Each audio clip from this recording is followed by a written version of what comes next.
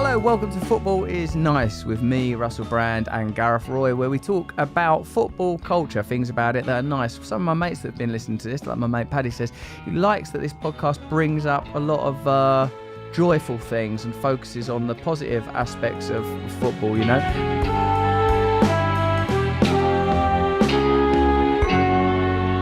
I'll just say hello to you first, Gareth. Hello, mate. Hi. Listen to this review. I mean, you've heard it already because I've sent it to you, but this was another 5-star review on Apple. And if you haven't reviewed Football is Nice yet, get on there and review it wherever you listen to your podcast, Spotify. But only 5-star reviews, remember. I don't like nothing other than that. This one says from Nick Ortner from the Tapping app. Brilliant tapping app. Good way of reducing tension in the body, dealing with anxiety, helping yourself sleep. Have a look at Tapping Solutions. It's free. The world of football, says Nick. Heartbreak and joy. This is on a 5-star review, by the way, on iTunes. The world of football, heartbreak and joy, politics, power, identity and philosophy. What does the beautiful game need that it doesn't have? Do we really need more commentary, more opinions? Well, little did I know that I need Russell Brand and Gareth Roy, who clearly should have gotten top billing. Fight harder, Gareth, don't let him bully you. And Jenny May Finn, you might want to consider booking the wrong person on purpose for these two and see how they handle a few curveballs. American baseball reference for you lovely Brits, because he's American. I didn't know I needed them to break down VAR and badges and call people who may or may not pick up or return their calls. I didn't know I needed them to explain the weekend's action, but well, I did. They bring perspective to what's happened. They bring humour. They create community, and I'm on board to pitch in to buy the football club. I'm joining the cult and the guttural and gentle yell, and yet gentle yell. Football is nice. In a sentence, lovely podcast. Subscribe, share with your friends, and enjoy. An Argentine living in America, supporting Spurs, and now PSG, I guess, because Messi and Pochettino. You'd have to support them, wouldn't you, if you're Argentinian? Well, you'll win some trophies. Be nice to support someone who wins a trophy. Yeah. Imagine the nice feeling you'd get. David Squires, by the way, it sends us like from the Guardian, sends us lovely bits of art. I think we should put that up on Twitter. He sent a lovely picture of this shirt. I think it's. I'll have a look at this. This is a picture that David Squires sent us. He did a picture of when last week we were talking about Bruno Fernandes and like that. Is it begging to ask for a shirt like that?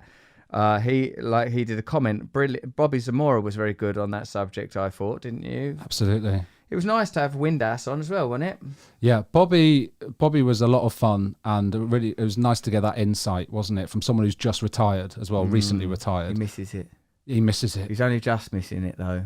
It's nice, isn't it? When players are, it's not often that a player, while they're still at the club, kind of reveals that other side of their personality. They're mostly very professional. I mean, you'll get an Antonio.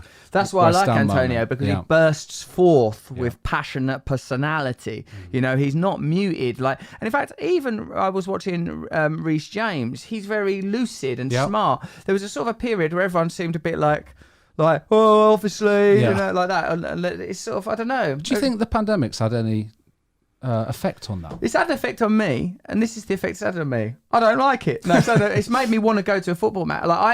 Because of it's too far to go, because I've moved outside of London, and because of the intensity of football matches, I stopped wanting to go. And now, because I think of the pandemic, the beauty of it, of being in a crowd, I sort of feel like, even though some spiritual people say don't be in a crowd, it's not good for the spirit to be immersed in a crowd. Yeah, Dalai Lama. That's very individualistic. Not necessarily individualistic, but just like a big crowd. You know, we're not evolved for a big crowd. Look at them Aztec days where they kick people's heads down a pyramid after a human sacrifice. Are you not looking at them days? No. Look at them days where they chop off a head and they kick it down a pyramid. I'm talking about that film that Mel Gibson directed called Apocalypto. Yeah. Do you want that? What about your stand-up? I won't kick people's heads down a Because you're pyramid, in big Jen. crowds then. I won't do that. I've been doing, here's a big crowd I done. Vegan camp out. My God, that was intense. Vegan camp out, right? Well, look, it was a great festival and good on them, right? But my God, the event that I did, it was about 7,000 people in a bloody aircraft hangar. I mean, it was the audio was terrible, bouncing back at me like that. And it was it was so intense, man. Masks or no masks? Some masks, but a very low percentage. Of the 7,000, I would say probably maybe less than 1%. Interesting. Yeah, I would say so. Yeah. It was outdoors though, wasn't it? Basically, I mean, there were open sides. It was like an aircraft hangar. I was very surprised by the room. It had corrugated iron roof. Wow. I was confused by it. I was confused about where I was. I didn't know what I was in. Was there a kind it of showground? It was called Newark Showground. It was like being at a small airport or a military base or a young offenders home. Was there a kind of culty aspect to it?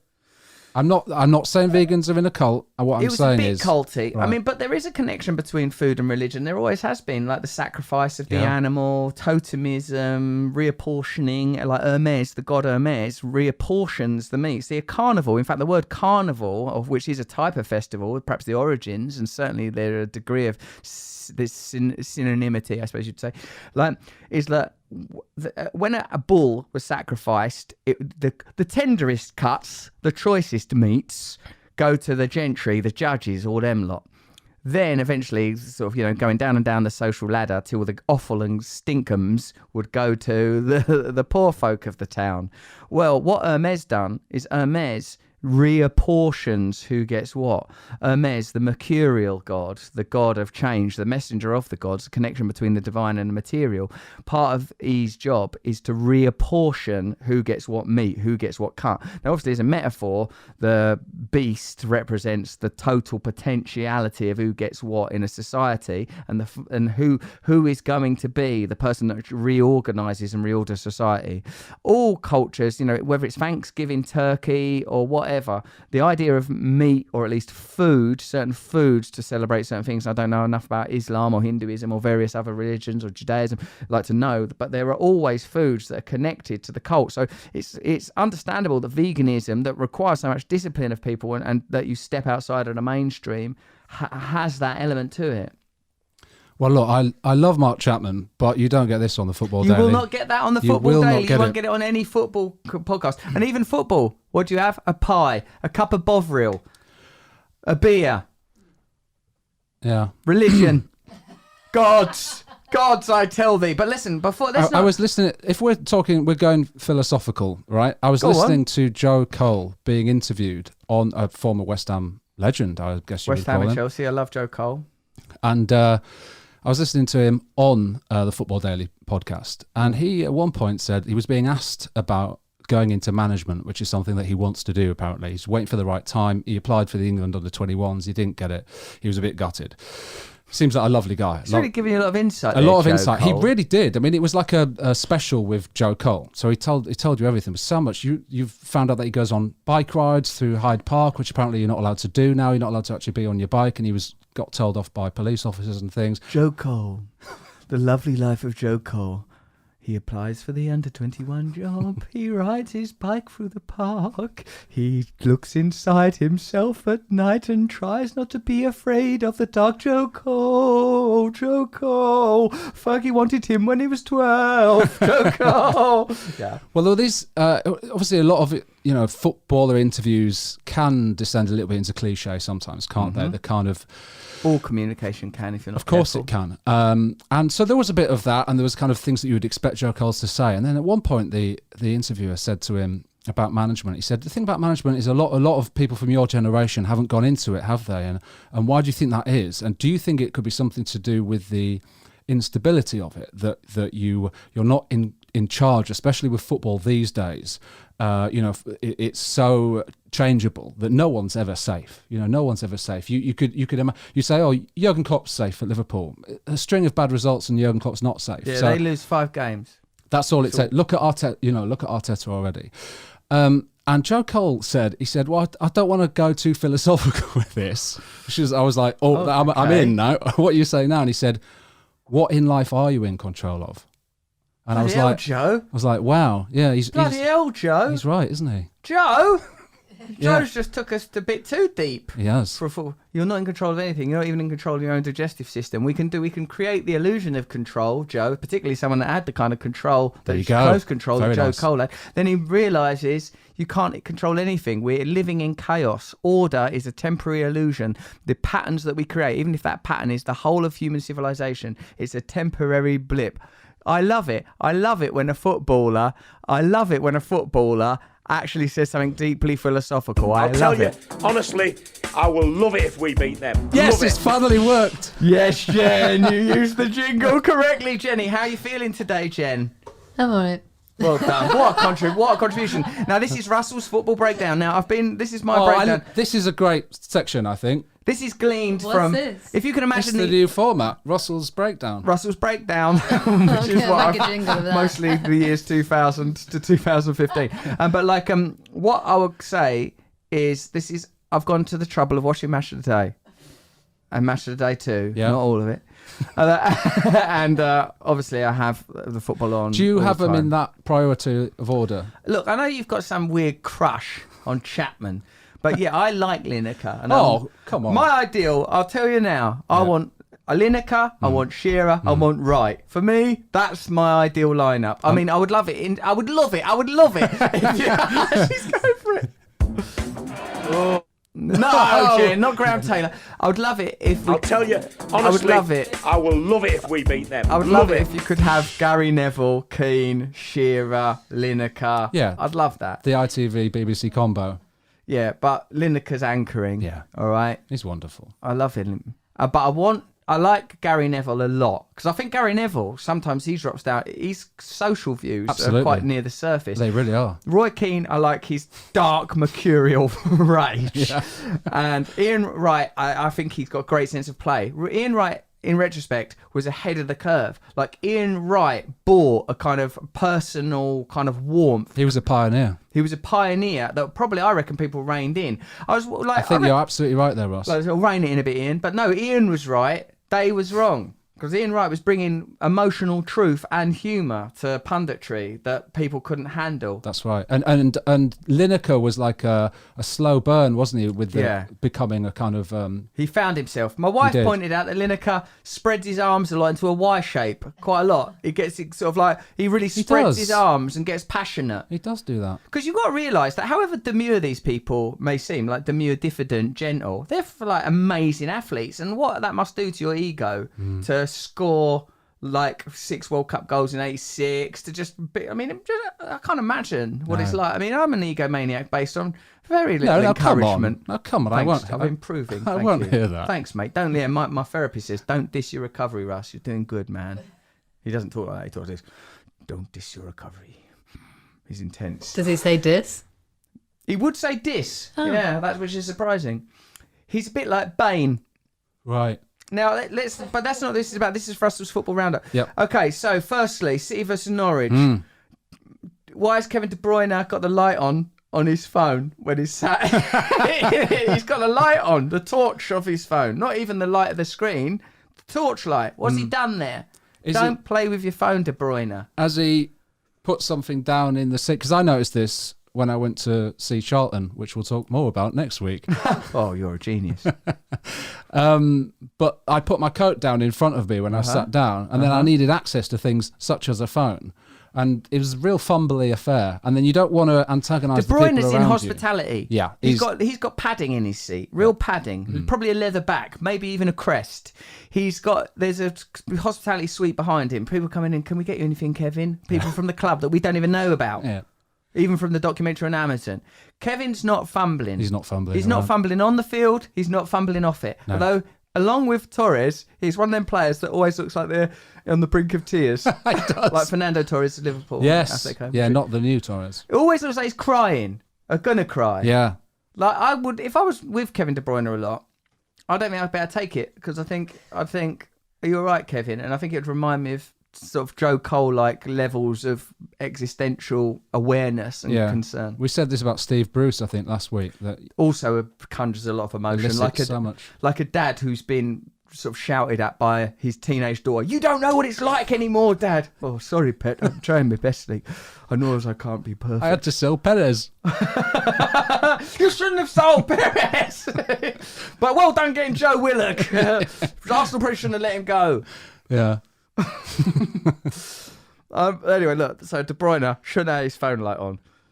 This is not the breakdown that maybe some listeners would expect. This is the breakdown they're getting. Pep should not be wearing that white. Well, I don't mind the white top. I liked the white top. I don't like the little white dolly Neither shoes. did I.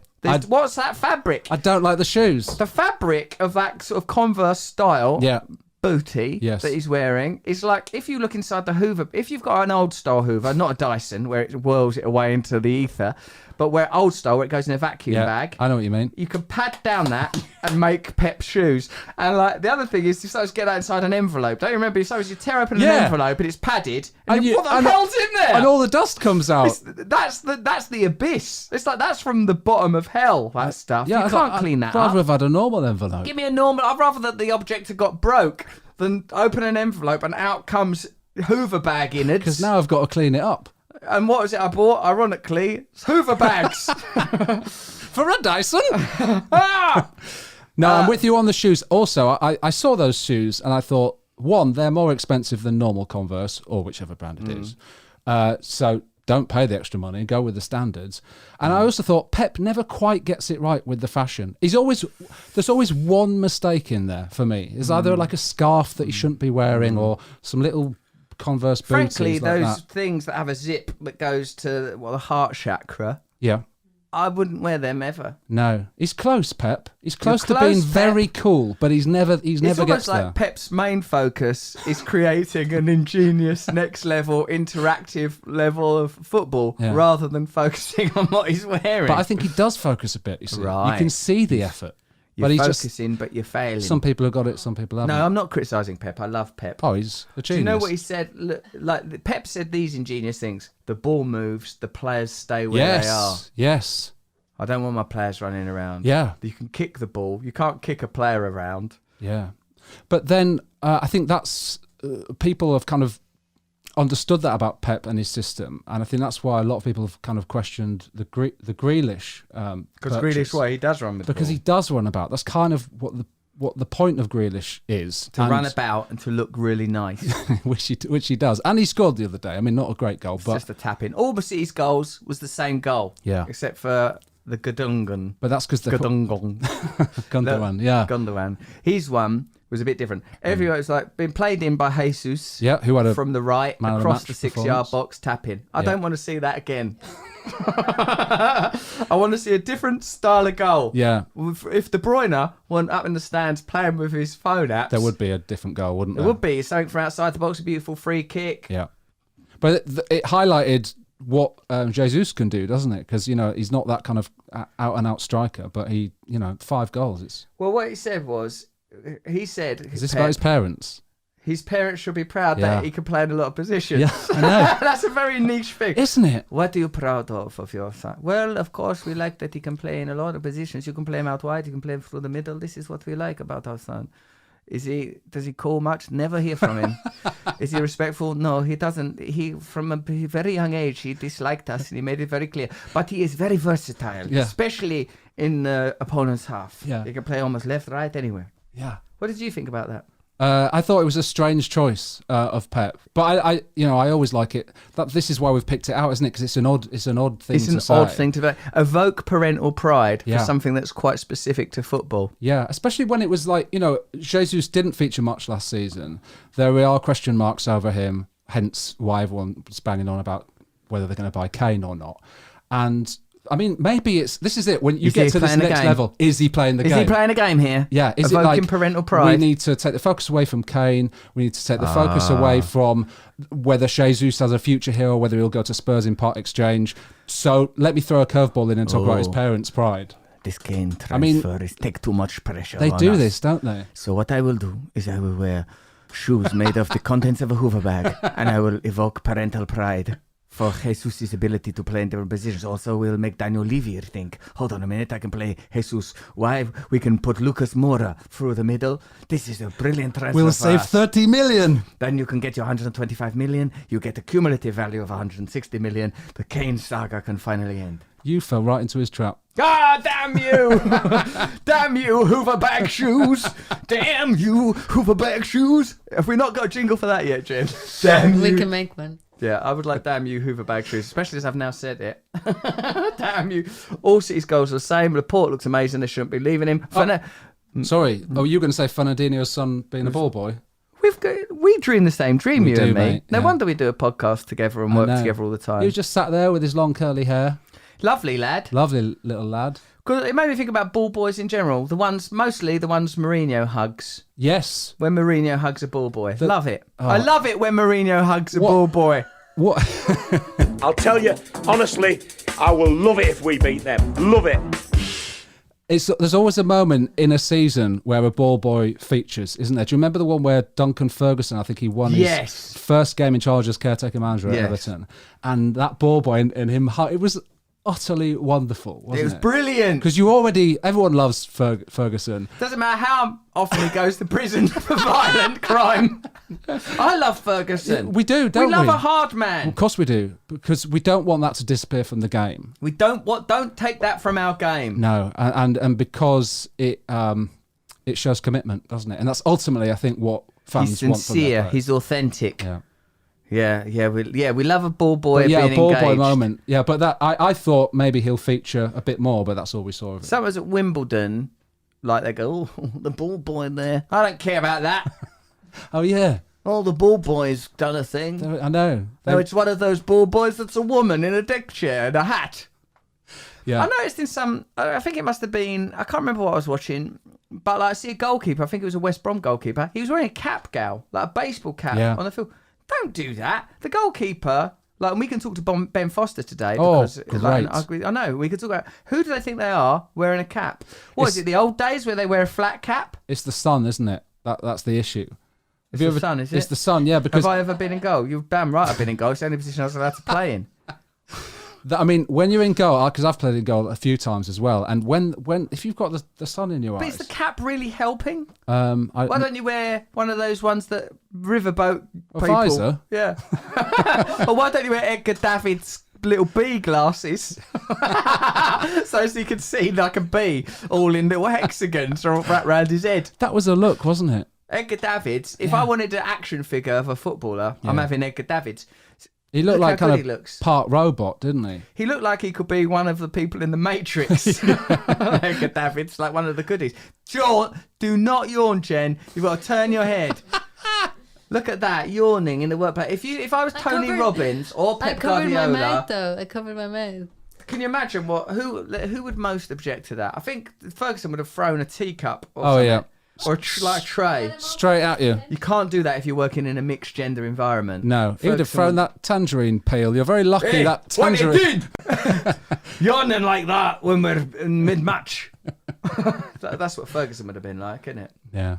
Hold on, what were we on about? Caps, visors, Yes. Edgar David. Because this is just the beginning of my roundup. Mate, let's keep going with All the City's roundup. goals were the same. Done that. Laporte looked amazing. Yeah, Why and they're then selling him. Why they're Or letting selling him him? go? Is it 'Cause contract issue? last season or the season before last, when Laporte came in, everyone's saying, "Oh, he's City's saviour in defence." Company Because leaving. of Diaz. Absolutely, and then Diaz come in. He's completely Better. stolen his thunder, hasn't he? And then it's the re-emergence of Stones, isn't it? That's what's happened. Although he hasn't played yet this season. But why would you? You've obviously got one of the best central defenders in Europe.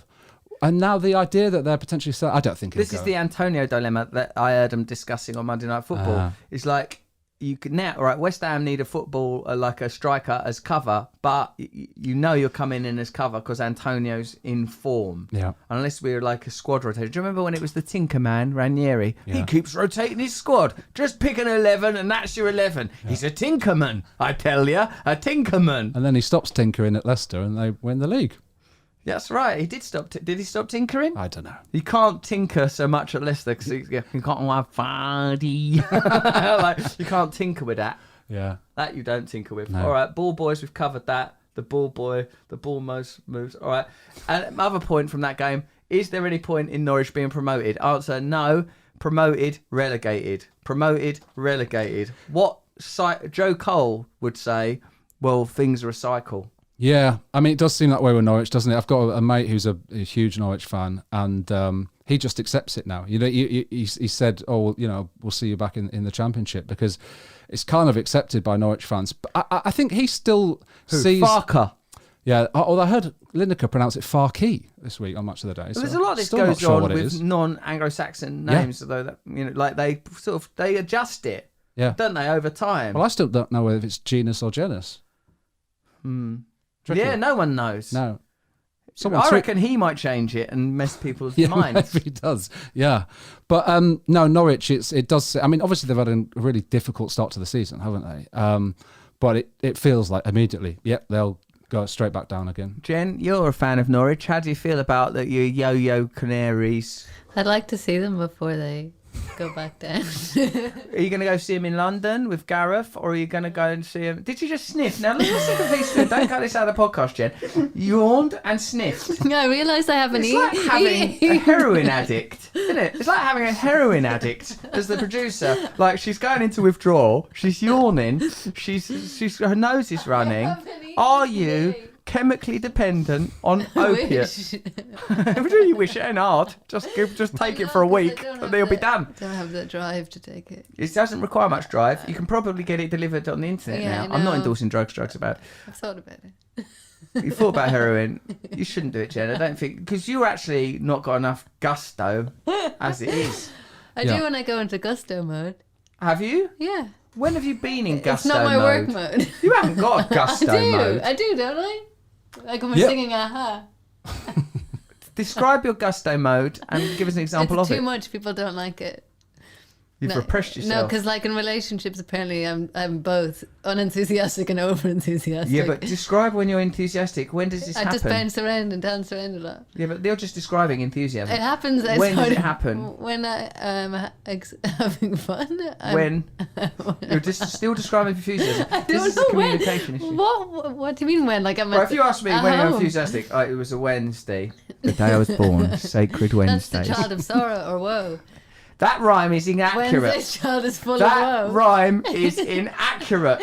I'm Sunday's child. Bonnie and bright. Sunday's child, regrettable choice. That's what the lyric should be. No, you're great, Jen. I'm only mucking around and filling time. Now, Let's link another. this to football.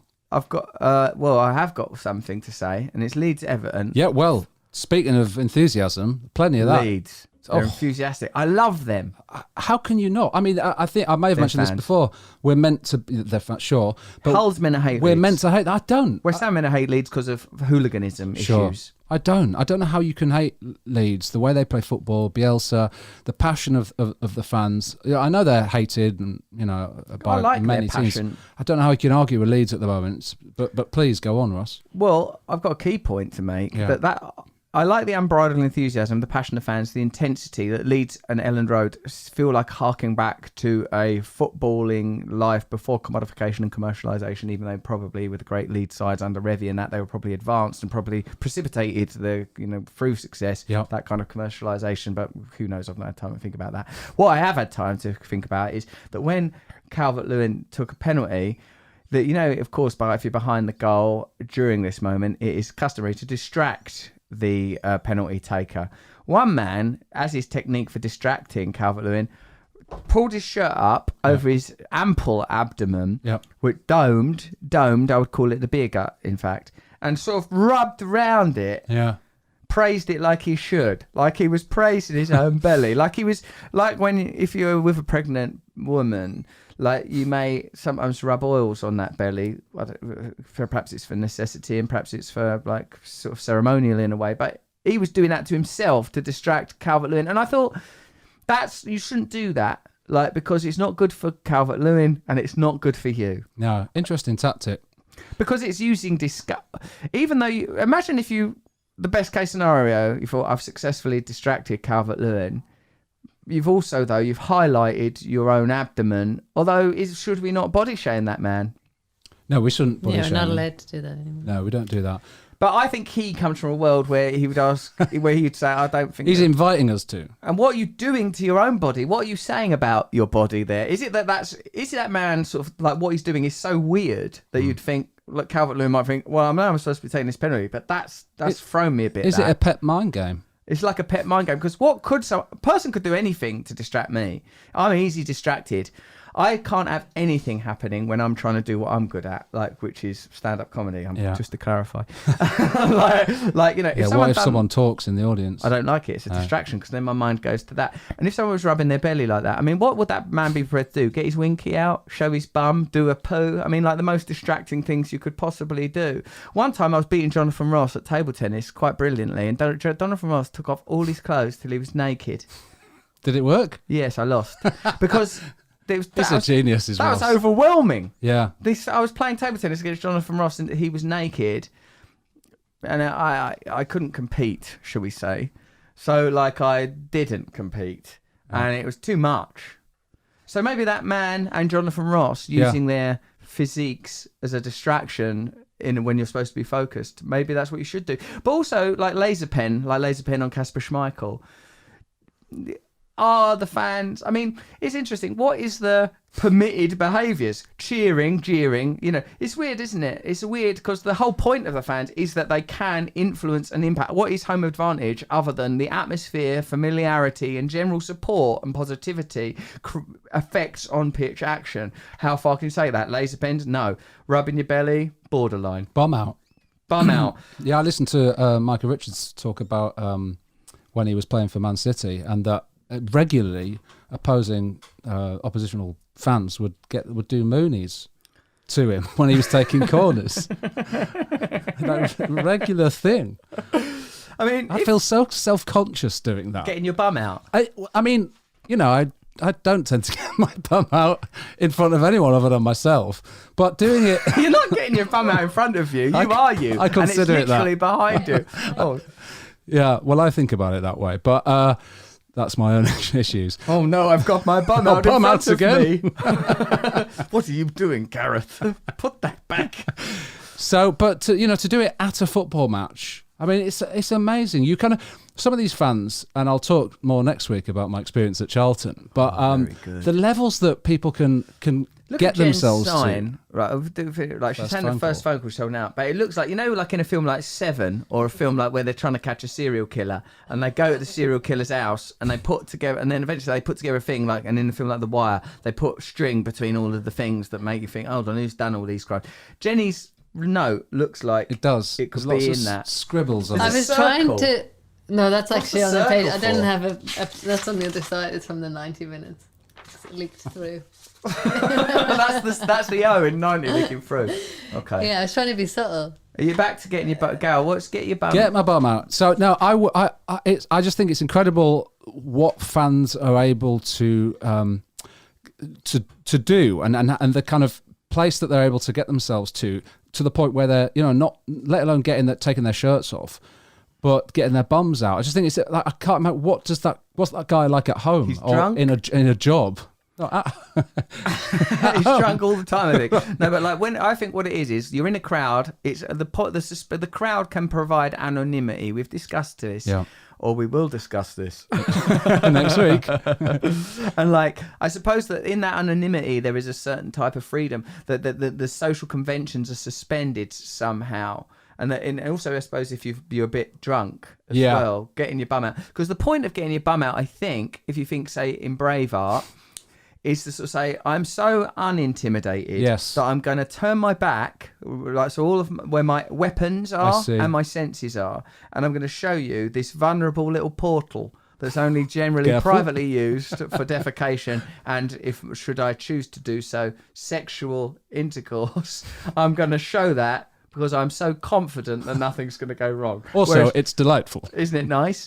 And you are not going to actually be able to take your corner properly, Micah, because you're surprised by that. Yeah, you're right. I don't know what Micah Richards' corner record was like, but I seem to remember Micah Richards had a couple of seasons where Micah Richards as a pundit is not at all what I thought he was going to be like. Me neither. As a person when I was watching a player. He seemed like a very good right back and extremely competent. Yeah. And as a player, as a pundit, he's sort of quite personable and fluid. Extremely. And I thought he was going to be much more like a sort of a jaggedier thing rather than a sort of... Yeah, because he seemed like such a... Well, I'm not suggesting he's not professional, but I know exactly what you mean in that he was in England. I think he's the youngest ever England international, or previous to maybe Jude Bellingham during the Euros, but I think he got his debut at age 18 or something. That could be completely wrong, but I think I've heard him talk about it. But yeah, I get what you're saying. But he's wonderful, isn't he? He's got that infectious laugh. Yeah, he's lovely. So now Gray, he's good. That's my other observation. Damari Gray. Yeah. Did you see his celebration? Went to Germany somewhere, did he go? Yeah, he did. Come back good. Germany, what is Germany? It's like where you put things and they get better there. Well, it seems to be the case with young English players. Yeah, certainly. Get a young player. Sancho, Bellingham. They come back. Absolutely. It transforms them. But you could argue Timo Werner, like who is actually a German player, who's come and not delivered, has he? But whereas England turns Germans, although Klinsmann, it's not always the case. But put an Englishman in Germany, a young Englishman who isn't probably going to get the chances at a top Premier League club, but they will get the chances at a top Bundesliga club, and it seems to be working, doesn't it? Here's some roundups. San Maximin wraps too many figs around himself. He does have a lot of accoutrements, doesn't he? He's got too much accoutrements. Pick a thing, Maximin. If I was in the crowd chanting, I'd say, pick a thing, Maximin. I'd find a better meter, but that would be the message. I mean, I've heard it pronounced Maximum, so you might have to change that slightly. Maximan. But I think it'd still work. I know he does have a lot of tassels and things, doesn't he? Round his head. Yeah. Round his arms. And while we're on that subject, too many people have got things around their wrists lately. Really? Jack Grealish, something on his wrists. Maxima, something around his wrists. Everyone, something around their wrists. Lineker in 86, something around his wrists. An original. But since then, too many people things around their wrists currently. What's going on with the wrist injuries in top flight football? Do you think it's... I mean, with some of these things, as you say about San Maximin, do you think it's for luck? Do you think these are kind of lucky charms, like the way Grealish used to play in those old knackered boots? Did you ever see the picture of those boots that he used to play in? They were ridiculous. Like Billy's boots. They were completely ridiculous, completely knackered. But he played in them for luck. They were his lucky boots. And then I think he may still use child's shin pads as well. I don't know if we've talked about this before, but the child wants them back. These must all be, for luck. I love superstition. I love talismans, and I like nuance. You know what I mean? I think it's like, but I've noticed this, that since Grealish has gone to City, the right back, is it Matt Cash? Looks like Grealish. He's wearing an Alice band. I thought the same thing. I thought the other day I was watching it, and in the moment I thought, is Grealish still gone back to play for a game? Play for both. I'm not tired. I'll play for both. I thought exactly the same thing. Oh, no, it's not actually him. And I think what they've done is, at Villa, they've gone, we have to have one person who's handsome in an Alice band. Yeah. We've sold Grealish, just in case what it is was not his close control and his determination, but just his general appearance. Yeah. Matt Cash, put this on. I don't want to grow my hair long. You're growing it. You're growing it. This is part of our prep. We've had to lose, because Lineker asked him actually, how do you prepare for the abyss left, or void maybe, left by Jack Grealish? Yeah. We've got Matt Cash to dress up as him. Yeah, they've been told not to mention Grealish anymore because Dean Smith got annoyed about it, didn't he? Who's mentioning him? The lads? Pundits. Anyone who does an interview with him is like, oh, what about, Grealish, spending the money from Grealish, and what's the void of Grealish? And he's like, I think he said last week, he's gone. I'm not going to do any more talking about Jack Grealish. He's left. You got to do that. You have to. Yeah, you can't. Also, it's hard for them. Must be difficult though when you've kind of seen these lads come through the system, and he's managed him for a number of years, and Grealish is one of them who kind of wears his heart on his sleeve and has made little mistakes here and there. And the role of the football manager obviously is part kind of father figure, isn't it? So for then a player to just leave, like, I don't know, your parents might say kids when they go off to uni or whatever, or at 18 they go and get a job and they're gone from the house. It must be a strange feeling for a manager to then just have to cut that person out of their thinking. Yeah. I think you have to have your one eye on the big picture, one eye on the little picture. Things go round again. Think of our conversation with Dean Windass when Brian Horton, 1 minute he's rejecting him, next minute, you go around the carousel of life many times. But like it was explained to me by Ian McGilchrist on our other podcast, Under Skin, fantastic podcast, you should subscribe to it, by the way. He says it's like life is not a circle, but it's like a spiral. And hopefully when you go round again, you'll either have a deeper understanding or a higher awareness. So you'll go around again and you'll see that situation. Grealish and Smith will come in. Grealish is definitely someone that's going back to Villa when he's 30, isn't he, or whatever. Yeah. And like that, we talked about that, players coming back. Full circle. One of our things. Right, so why don't we ring up Eva, the geezer? You want us to ring the geezer from the thing because you rang him and you're personally invested. No, and it's actually perfect time because it's 12.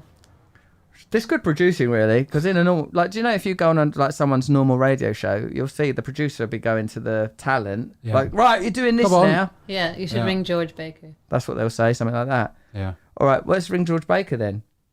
But I need a wee so bad. Oh, Why don't you ring George Yeah, Baker? you ring him, Gareth. And when I come back, I'll join in. You can ring on Russell's phone. Ring won't on be Russell's phone. So first of all, he's going to have to deal with the disappointment of me not being you. Disappointment.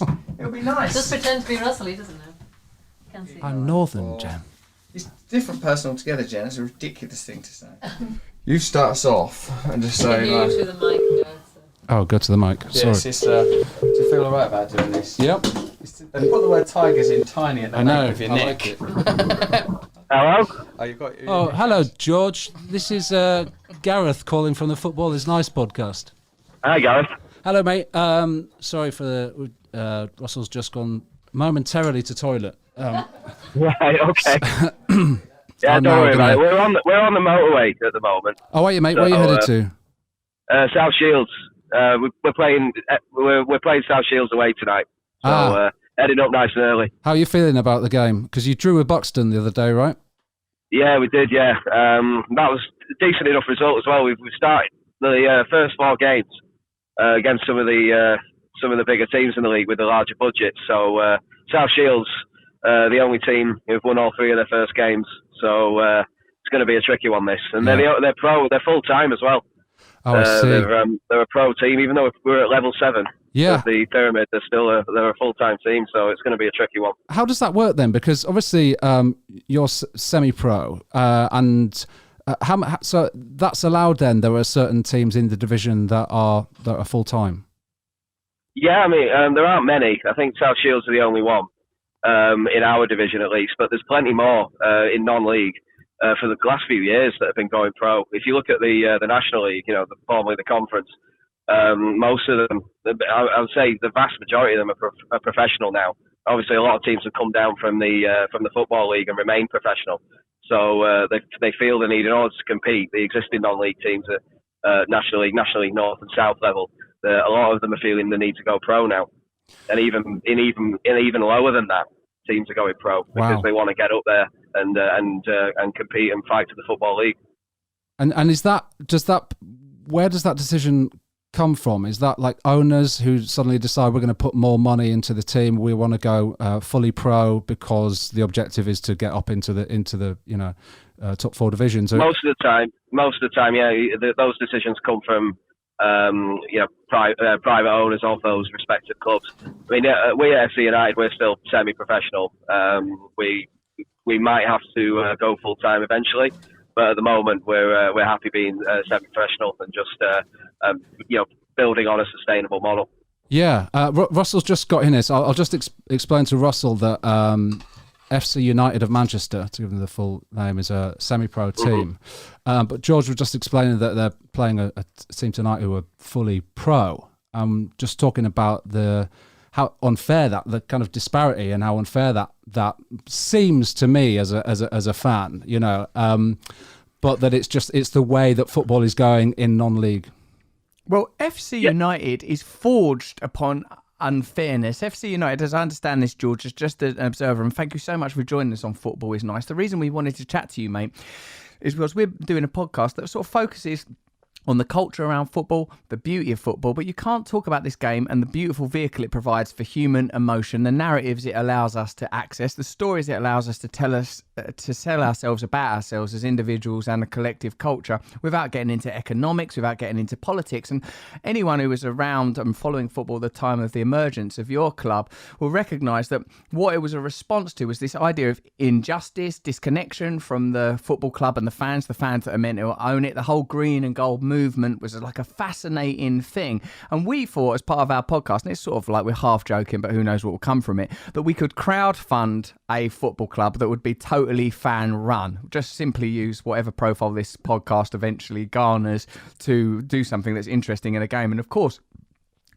you've already done that. You've already founded a football club, presumably based upon these principles. And even while I've been gone, pop to the lavvy, excuse me for that, Gareth has already touched upon the various injustices that sort of must come up in your position. And I'd love to know sort of what it's like, how close you sort of can stay to the ethics of that founded FC United. And as your club becomes more successful, do you find yourself confronted by the very kind of things that you were against in the first place, and what pitfalls should we be aware of, and what things should we instantiate if we set up a football club? So, George, you can see we've got quite a lot of questions. Quite a range of questions there, Russell. Yeah, I'll do my best.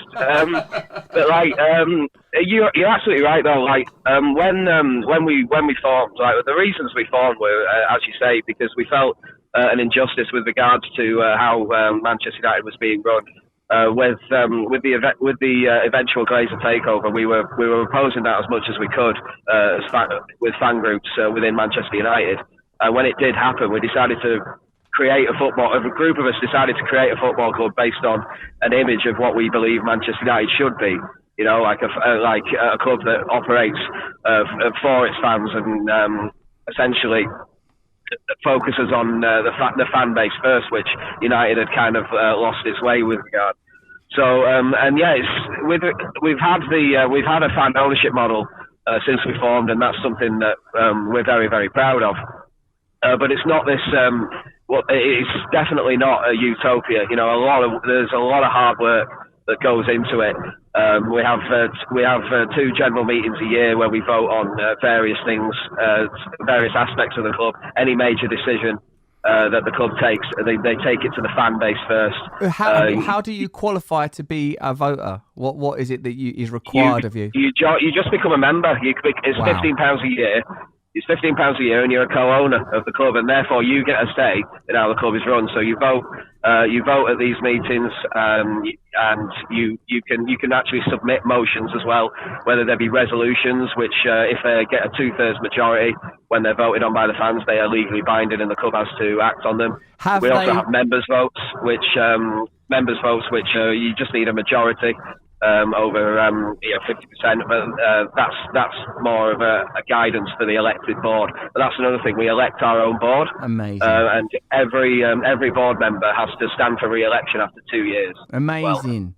George, I've got loads of questions on that as well. Have you ever had it that something that you, like the board, really wanted to happen, and then you took it to the fans and they voted against it, or are you generally able to sway them or persuade them? Because like, obviously what you're saying applies to, in my opinion, that's how communities should be run beyond football. This is what's sort of fascinating about it. It's how the country should be run. Like, of course, I suppose you need sort of a guiding committee. You need people that are actually doing the job of helping to formulate a set of social systems and ideals that we're like a community is heading towards. But then you want everyone involved so that the community, like this is the model I would have, is that leaders are servants that serve the community. And if the community go, we don't want that, then the leaders are like, oh my God, we're stymied. And that you don't, in positions of leadership, end up becoming sort of garnered and garlanded and sort of like demagogic, I suppose, you know. Like, but I think have they ever voted against what you want? And how do you avoid, as a person in a position of power, FC United, becoming like your own version of a Glazer or whatever? Like, you know, sort of like, you know, like becoming about no, this is what I want. You know, don't you as a human being feel subject to those kind of emotions of that power can render? Well, this is essentially what happened to the club around 2015, 2016. There was quite a bit of internal strife with regards to how the club was being run. When we ended up having an EGM in 2016 after the whole board had to step down due to dissatisfaction among the majority of the fan base. Wow. And a new board was elected, a brand new board of. We had 11 board members before, and we had to elect 11 new people to the board. About 20 people stood at the EGM in 2016. I was one of them, and 11 of us got elected. All of us brand new to the board, or at least hadn't done more than a year or two on the board in the previous 10 or 11 years of the club's existence. One thing we did change when the new board came in was we no longer put a recommendation on the bottom of the votes as to how the board would recommend you to vote. Because before, we used to say the board recommends you vote for or against this resolution. Like we actually took that away. A union, like for a trade union, is able to guide and block vote for sort of. Essentially. We decided to take that away because I think we did a study whereby no vote that the board had recommended no vote had gone against the recommendation of the board. So it became an empty exercise. That's so weird, man. Because like if you think about that maps onto even something as massive as like US democracy, like, you know, this is a slightly fudged comparison, but the idea that the party with most money always wins the election in the US. That's just, so that means the process of the vote is irrelevant because so you're like, you know, that's a similar template that you're saying there. That's essentially, yeah. Our democracy really did need the democracy we have at FC United. It did need tweaking, really, and that's the beauty of being a fan-owned club. You know, we're what's known as a community benefit society, which used to be known as an industrial and provident society, essentially a cooperative. So the democratic element of the club is very important, and during after the new board was elected, there were a few tweaks to that process that needed to be made, and a lot of it was put, you know, so various new resolutions were put forward to the members. We accepted new resolutions that came from the membership, and we reduced the size of the board as well, and again we put that to the members before it was approved. So all the changes that we implemented, we put to the membership. And that's the beauty of the fan ownership model. Mate, did you support Manchester United? Still do. The vast majority of us still do. So you still the vast majority of us still do. That's so mad. Of course, you can't get rid of that, can you? You know, yeah, you can't. I mean, we see United and we want them to win. It's just, that's natural. And if we didn't care about Manchester United anymore, yeah, it's a real catch-22 because, you know, the more successful United are, the longer the Glazers stay. We want the Glazers out, but in order for the Glazers to be out, United need to be unsuccessful. So it's it's a really difficult emotion to juggle. But the overriding love you have for the club you've supported since you were a kid, that will always win.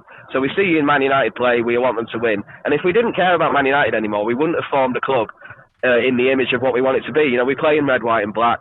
Our name, SC United of Manchester, it's essentially just a rejumbling of Manchester United Football Club. You know,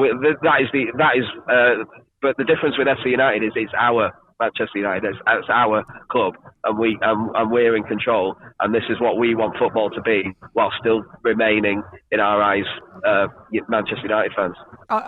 What I would say, it seems to be epitomised by your incredible endeavour there at FC United, is the cultural conflict between capitalism, and I won't say socialism, because I think that, you know, because curiously enough, when you were describing what happened with that first board and that situation in 2016, it sort of reminds me that, you know, Tsarism and the inequalities of like Russian serfdom were overthrown by the Bolsheviks, and then eventually that becomes Stalinism, which emulates and echoes in a curious way the Tsarism that it was supposed to be replacing. So like what I feel like is it's actually community versus capitalism. Is it possible to have a different set of values in the way you run a community or any project or system? And it sounds like there is like an almost invisible magnetism that I can only understand on an essential level as being it must be a human attribute or trait, because otherwise how does it continually happen? I.e., like the idealism and the ideals that democracy represents, like everyone's voice is valuable, everyone is important, the community should come first, is somehow invisibly opposed by individualism, selfishness, greed, lust for power. All these things, you know, those things do their own PR. Those things don't need to be written down in stone and aspired to by communities, because they do their own push-ups, you know. Them things happen inadvertently. So that's why I think it's exciting what you're doing, because it's a set of values that all football should aspire to. Could you conceive of a world, right, where, like, this is like something I play around with in my mind sometimes. Imagine a political party stood, and that political party goes, as part of our policy, we will make all British football clubs, or, you know, whatever you want, English, whatever, we will make them be fan owned, and not in some sort of gesture 5% little way, like a sort of a fan gets to turn up and sit at the board meeting and then F off, having voted with a board recommend style edict. They actually will be owned by football clubs. Imagine that, like the same ways you could renationalise railways, you could re-communitise, if that's a word, football clubs, and go, right, West Ham's owned by West Ham fans, Manchester United's owned by, and like it's a government, so a government can do that. Go, yeah, we're taking that back off the Glazers, yeah, but it's ours, it's our money, yeah, we're taking it, you'll get compensated, you know, like just, I suppose, like the Cuban Revolution, where they just went, we're taking all these farms, you know. And now, like, I'm not sort of saying there weren't problems with the Cuban Revolution, of course there were, but what do you think about my madcap idea? Well, it doesn't. It would be ideal, wouldn't it? But to put all football clubs into the hands of their fans, because they're the ones who care the most. They're the ones who want to see it go in the direction they want it to see it go. Whether or not it's realistic is another question. I mean, even during the European Super League debacle a few months ago, you got the current government saying things that we'll strive more for fan ownership in football clubs, but the idea that a government led by the current government that we've got handing anything back to the people is quite. It's just a populist soundbite. Let's face it. So I don't think there's going to be any serious reform of football in that respect for some time. But I would like to see something like that, because even like, and I know you say like just putting one representative on the board, or 5% ownership to the fans, that's not enough, and I do agree. But what clubs and fans really need to strive for is any kind of representation in that boardroom of the football club that they support. If a complete fan ownership model is unrealistic, then at least try and get somebody in there representing the fan groups, and make sure it's somebody who you can trust, make sure it's somebody you vote on to be the representative. I would say, George, there's no such thing called realistic. Realistic is conceptual, and we determine what is realistic. It's not realistic that you have capitalist ownership, you have foreign groups, We've proved, and lots of other football fans have proved, that anything is possible. I mean, you look at the protest that we conducted at Old Trafford. Was that you lot? Was you involved in that then? Some of the people from FC United were involved in the protest. Absolutely,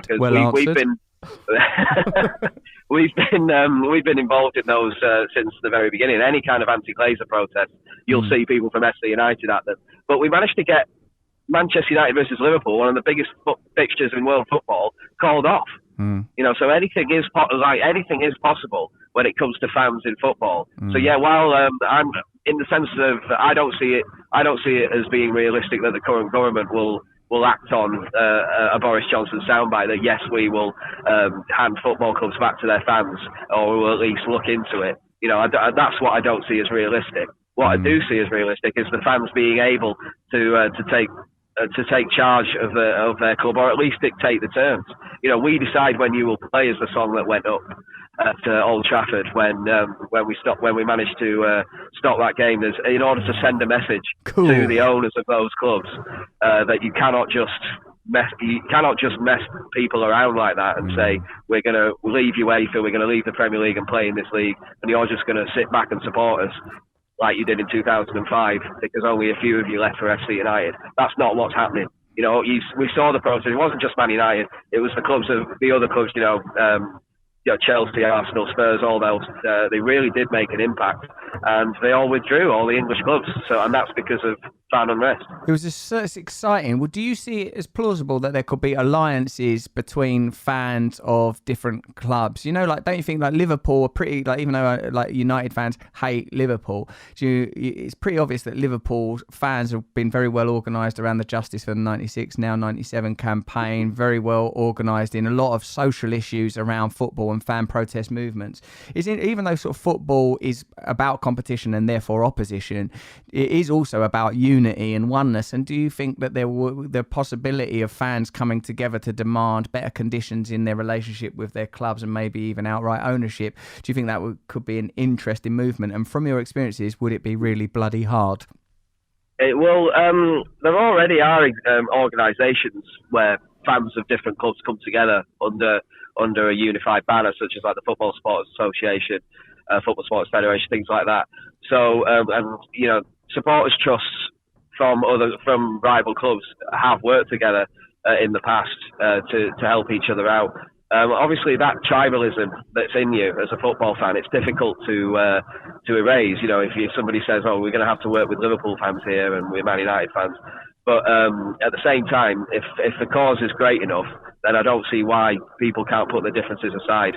Because essentially we want the same thing. We want more of a say in the way our clubs are being run. The difference with Liverpool at the moment is, I would say, a lot of their fans are quite happy with the current ownership structure, whereas they were obviously very unhappy when the Super League was announced. But in general, it's a lot more preferable to the Hickson Gillette era, the Henry ownership that they have at the moment. So we hate this ownership model. We're buying Virgil van Dijk. We like this ownership model. That's the problem, isn't it? That's exactly what happened, and it happens in every fan base.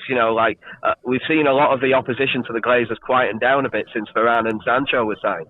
And that's a sad state of affairs in many ways, because a couple of big signings, and then there's quite a few people who were very vocal in April and May around the ESL announcement who've suddenly gone a little bit quieter, and that was all too predictable. Not everybody, obviously, but a sizable proportion, and it is a shame. If fans did own their clubs, I've thought it through on my own, in my little own mind, and what I realised is, in the end that would break down a lot of relationships with advertisers, maybe even broadcasters. There would be less money. You wouldn't have 100 million transfers of Lukaku or Grealish going on. But would football become what it's meant to be? Would it become closer to the community? Would it become less spectacle and more poetry, and to use Aristotelian terms to describe this great game? George, thank you so much. I suppose we should do the actual point of the call. Mate, if we were to try to sort of fan own a club, bearing in mind the level of, like my volatile, sporadic and undulating ability to attend to matters, and I can hear it from what you've already described, there's a great deal of work involved. Like, if we were to try to take over a football club, a fan ownership model, elect a board, of which I don't think I would be on because it sounds too hard, what would you do? Would you, I suppose yours comes from this pure love. The energy is the love of Man United, so it's it's got a clear unifying purpose. So what would you say if we were to use, what would you suggest that we did, in terms of taking over a club and say have a fan-owned model? Would you have to find a club that has a lot of dissatisfied fans that would be well up for it, type thing? Well, what I would recommend is that you if you are to go with a fan ownership model, don't alienate the existing fans of that club, because there's been projects similar, and what immediately came to mind there is when Ebbsfleet United were taken over by I don't know if you remember, it was a company, I think it was called My FC, I think it was called My Football Club. It was a company that decided to give a kind of like a football manager model to a club. They took over the club and invited people to buy shares in it and to buy memberships, and they would essentially vote on everything that happened in the day-to-day week of the club. And it didn't really work because it was just a club that happened to be chosen at random, and it wasn't particularly fair on the fans of the club that were already there. They just saw it as another takeover. Not tyrannical, but another takeover. Yeah. So I would recommend that you get involved with a club that you have at least a bit of passion for. So, because we created FC United, not as Manchester United fans, and that was the reason that was the collective unifying force that we had, that we're all disgruntled Manchester United fans, and that's why there were so many of us. That's why it's worked with a few bumps in the road. It's working, and it's better than ever at the moment. But you really do need to have a fire in your belly and a passion to make it work. I recognise this now from activism. Like, one time I was involved in some activism. It was to this estate was getting took over by a private hedge fund or whatever, but the people that lived in that estate were actively campaigning against it. And then what I'd done was I just supported what they were already doing, and it succeeded. They backed off the private company that were trying to buy this estate. But if I'd just tried to pull it out of my ass, I don't think it would have worked. The energy was already there and we supported it. So what we need to find is a club that's like, oh my God, we're trying to buy our club, we hate this happening, and then just go, right, there it goes, to get involved there. Gareth smiling at the potential impending terrible pressure that could be unleashed by such a project. Hey, have you ever got to the third round of the cup, and what happens if you play United? Are you ever going to be in a position where you play Man U?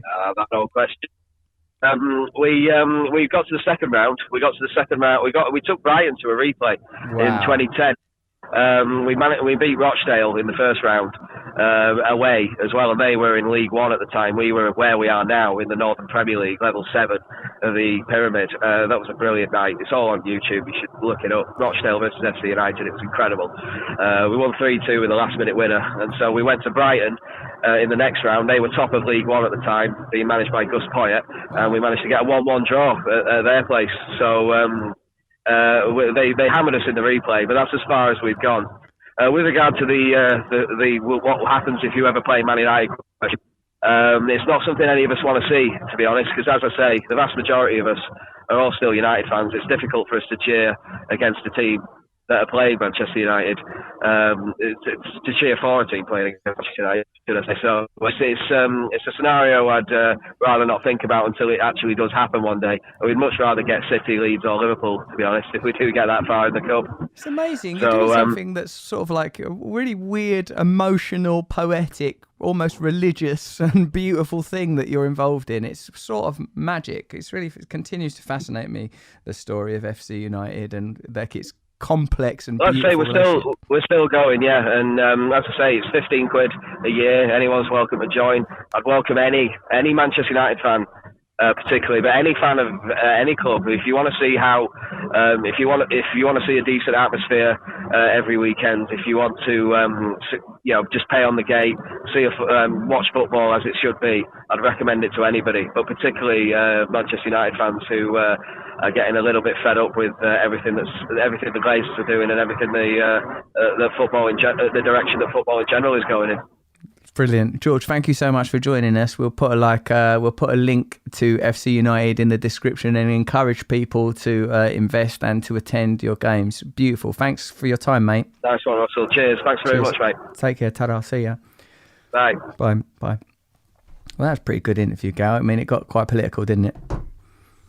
Yeah, I mean, it is fantastic. I mean, I have a list here of the core principles of the club's manifesto that I was going to read out to George to see. I sort of took it over a bit and. Oh no, mate! No. How did it go? The bit where I was in the toilet. I mean, didn't you like? That was that. Yeah, to be honest, I could have done with you doing the intro. The intro is probably the bit you needed me for most. It's the hardest bit. Yeah, but it's fine because we could talk about this afterwards. I was like Harry Kane coming off the bench against Wolves, taking the limelight.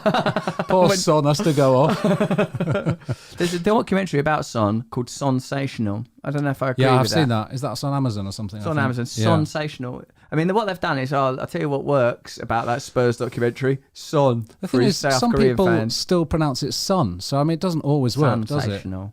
I mean, that was sensational. That was sensational. I don't think that's not a good pun. No. That's punsational.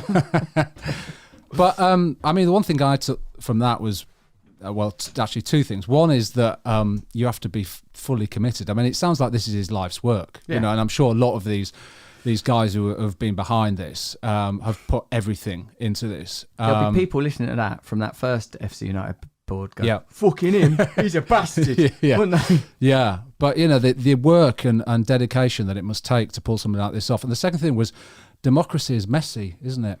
It's and I don't mean the football player. And messy is democracy.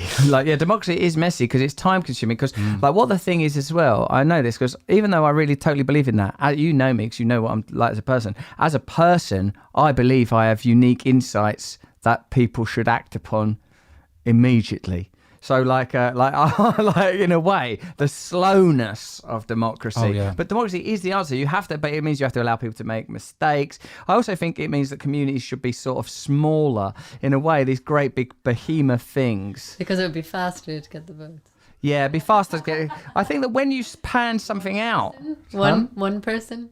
A democracy of one, yeah. Because I think that when you try to expand something out so massive, it's like, oh God. I mean, even small support groups that I'm involved in, like when you make the democratic decisions, it's well hard. And one time I did apply my personality to that process, and though that the results were the results I wanted, I felt that it might not have been the right way to have gone about things.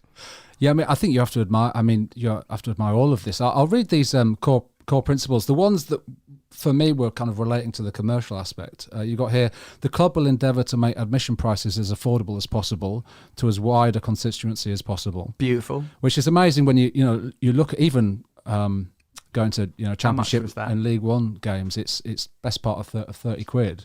Let alone kind of Arsenal, Chelsea, where you're talking more 70, 80, and the huge season ticket prices. The board will strive wherever possible to avoid outright commercialism. That's hold on a minute. That's outright commercialism. Yeah, sorry, we may be avoiding that. But football is a commercial product. That's its That guiding is- principle is outright commercialism. I mean, like we were talking about in one of our earlier episodes, like even the managers having a separate kit deal to get another sponsor involved. Everything, every single component of it, the mad billboards, in a sense, commercially, people like that point that came up in the chat with George about realistic. What people means, like he sort of, I guess, as he explained it. This is how reality is now. It's clear to have a fan ownership model as the norm. You would have to radically reshape society, and that shows you how far down the path of commercialism we are, and how hard it is. Because, I feel like West Ham should be fan owned, all football clubs fan owned. That'd be so beautiful, blah blah blah. Even though there's unforeseeable problems, I'm sure, and quite a few foreseeable ones, I imagine. Like the thing that definitely wouldn't happen is there wouldn't be great, big, glorious, expensive transfers and stuff. And that would people like that. I like it. I'm like, whoa. I mean, even though on an ethical, from an ethical position, I think this is mental. 100 million. What the hell's going on? I sort of enjoy the excitement. Yeah. Well, there's the success that comes with it. There's the kind of soap opera element of it. I mean, these are all integral aspects of the modern game. And so when you hear that, as this core principle here of the manifesto says, the club accepts sponsorship but does not allow sponsors' logos to be displayed on the team's shirts. I mean, that's a decision, isn't it? Barcelona didn't do that for years, did they? They didn't. I can't remember. No, it's Rakuten. Yeah, they've had a few, haven't they? Some sponsors these days are charities, which I think is a... Oh yeah, they had UNICEF. They had UNICEF, and a few other clubs have done that, which always seems nice. Charities is a... I don't even know what your one is. What's Giacom? I have to say I don't know. So that's only on a Betway. I don't gamble because it's not. I don't think gambling is. I think it's bad for you. Yeah, but I know what Betway Stats is. would back that up. Yeah, we could gamble on how negative. It's mad, isn't it? I think you raised this last week that there's no other way in your life where you would be walking around with a betting sponsor on your There's shirt. no other way you could make me wear something that's about gambling on my clothes or a drink. But like West Ham, I'll just do what they tell me. Yeah, well, not only that, I start to. If I did go into betting, I start to favour the betting companies that are on my shirt. They've done the sums because they'll go, it's like you think, well, advertising don't work on me. I'll just, but it's like when you find yourself in a position where you're choosing a product, your mind will favour familiarity from just an evolutionary perspective. You're not even choosing. You're the part of your mind that just moves automatically towards something that's familiar will take over. That's why going to a supermarket in another country is fun and exciting and weird. I love it. What the hell's this Nutella they've always got? The main thing I'll tell you about foreign places, they love Nutella, don't they? They really it's the do. absolute priority. And now it's come over here. Everyone's obsessed with it here. My mate, we went away for a weekend to York. And most of the time, I would say there was a percentage-wise, I'd say 10%. Of the time we were in York for under 48 hours, he spent talking about how annoyed he was about Nutella, and the kind of how the kind of prestige that it's being anointed with in terms of when you're ordering desserts. In almost fancy show restaurants, the brand they'll show the brand. They have to even put a the little trademark, circle. and they say, "Oh, this dessert has Nutella in." And my mate was like, he was furious, and he doesn't get worked up. Why is he? Why? Because he said that's a supermarket product. He said, Would just say Sampat peanut butter, a he said, comparable product. Would you put that in a dessert and stick it on a restaurant menu? Now, he Nutella, said, are they saying you can't use our Nutella in your brownie or whatever? He was if you don't credit us. Well, the credit is one thing, but his point is, I'm not paying 10 quid for Nutella for something I can buy in the supermarket. And he's it's got an a point. economic decision. But you can buy flour and all the other ingredients. That's what one of our friends also pointed out. But, it didn't stop him being angry. Anyway, this is I've My really friend diverted. said, because we've all got friends, although this did happen 20 years ago, so it shows you how my life's shaping out, that he said, imagine if a chocolate digestive was presented to you at a Heston Blumenthal restaurant as dessert. But in this parallel world, there is no other digestive biscuits. Right. Well, there maybe is, but there's not chocolate. You would think, this is amazing. You really would. Do you think that you take things for granted because they're presented to you as, I guess it's what Andy Warhol is saying with them tin cans and that when things are presented with you en masse like that, it's impossible for you to appreciate. I mean, I could never make a can of beans if it took me the rest of my life. Look at how hard it is to make an aluminium can, to fill it with beans, to do all that. And there they are, abundantly. Consumerism, commodification. Yeah, FC United are wrong. It's brilliant. Commercialism, we're all for it. The problem is it does some things so well It really that does. it's bewildering. And we are willing to close our eyes to the things that it doesn't do well. And do I not like that? I do not like the way that consumerism closes. I can't believe how slow she is. Oh, fuck it. Do I not like that? Do I not like the way that, for example, food production masks the cruelty to animals, for example, or how or certain companies that have a negative impact on the environment, you're able only to see the benefits of certain types of energy or whatever without knowing the negative impact. We don't have a full understanding of reality. That's how commodification and consumerism works. Whereas FC United is an embrace of all reality. It's like, this is the reality. You're not getting Ronaldo. But that's basically the whole reality. You're not getting Ronaldo. What's the reality of whether Harry Kane's going to go to Man City or not? I'm starting to think he might because of the Spurs' involvement in other transfers. Because the next Traore and all that. The next time we're on air, It will have happened. That will have been resolved. Because the transfer window would have shut. If you sell him on the last day of the transfer window, you're mental. But that did happen with Berbatov, for example, didn't it? I love Soccer Box, as you know, Gary Neville's Soccer Box. And Berbatov, he's an amazing person. Yeah. I mean, obviously, he was an incredible footballer, so Yeah. graceful and elegant and gentle and sublime. But what's really funny watching him watch Soccer Box is he's really excited. He's like, oh my God. He's so entertaining. Yeah. There are these videos on YouTube of Berbatov reacting to his goals, and they're fantastic because he does the commentary. He does the. I don't know why that. Those things on YouTube where you're like, I don't know how this happened, but someone. Where is he sitting? I don't know. It's all voiceover, and you hear him reacting to his own goals, a compilation of his own goals, and it's so entertaining. He's an interesting guy. There was one goal like that where he was angry about the lack of quality. It was a goal from just on the edge of the box. It was an amazing shot, but he said, "This is ugly goal. This is ugly. Look at my control here. It's ugly. This one should be struck off." But there were other things he did that was sort of amazing, and Gary Neville's well funny because what Gary Neville does really well, and the whole point of Soccer Box, if you ask me, is he is able to connect with the reality of when he was playing to what's happening now. And he goes, you didn't talk much, did you, mate? In the dressing room, we'd come over, try and chat to you, and you and Vidic, you wouldn't chat to us and that. No, I was a bit. And then Berbatov goes, I was a bit shy, but in the car on the way home, I was very excited. That's so lovely. A real amazing insight. Michael Owen is pretty intense, I would say. Yeah, because Michael Owen, because he said this amazing thing. He said that he was as good when he was 15 as he ever was. Right. So when he was 15 and he was playing in England, under 16s or whatever, because he was so brilliant, so young, I think he carries that. He carries the sort of the energy of someone that's had to endure a long decline, possibly. Must have been very difficult. I mean, if you think of the idea that the shape of life is understood to be youth, ascent, and then some sort of not deterioration and decline, but perhaps some sort of position as a sort of an elder, maybe.